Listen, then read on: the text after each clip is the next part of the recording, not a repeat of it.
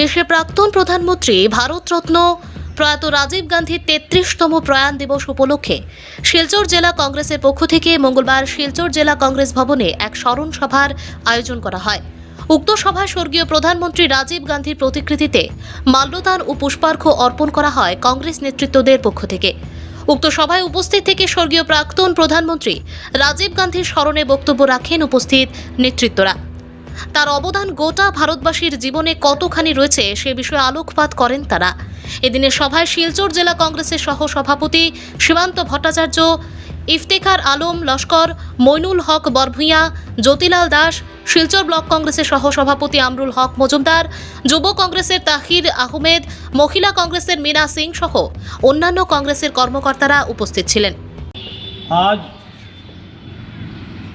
প্রয়াত প্রধানমন্ত্রী রাজীব গান্ধীর 33তম মৃত্যু দিবস।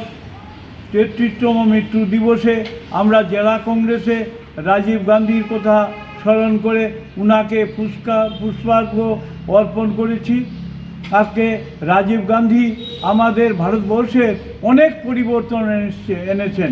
রাজীব গান্ধী প্রথম 18 বছর ছেলে মেয়েদের ভোট দেওয়ার অধিকার করে দিয়েছেন।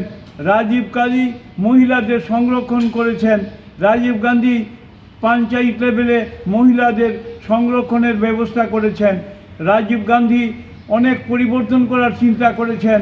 রাজীব গান্ধী প্রথম চিন্তা করেছেন যে গ্রামে গঞ্জে কীভাবে টাকা গাঁও পঞ্চায়েতে সরাসরি পৌঁছানো যায়, এই ব্যবস্থা করেছিলেন। আজকে যে ইন্টারনেট, আজকের যে টেলিকম, সব ব্যবস্থা রাজীব গান্ধী চিন্তা করে আর সূচনা করেছিলেন। সেই সূচনায় ভারতবর্ষ আজকে আস্তে আস্তে আধুনিক ভারতবর্ষর দিকে এগিয়ে যাচ্ছে। এই রাজীব গান্ধী আমাদের কথা চিন্তা করেছিলেন। আজকে আমার যে কেন্দ্রীয় বিশ্ববিদ্যালয় আমরা পেয়েছি, আমরা যে শিলচর শহরে বা বরাক উপত্যকায় যে কেন্দ্রীয় বিশ্ববিদ্যালয় পেয়েছি, তার রাজীব গান্ধীরই অবদান। রাজীব গান্ধী আমাদের এই অবস্থার কথা, আমরা দুঃখের কথা, বরাকবিলির অবস্থা চিন্তা করেছিলেন।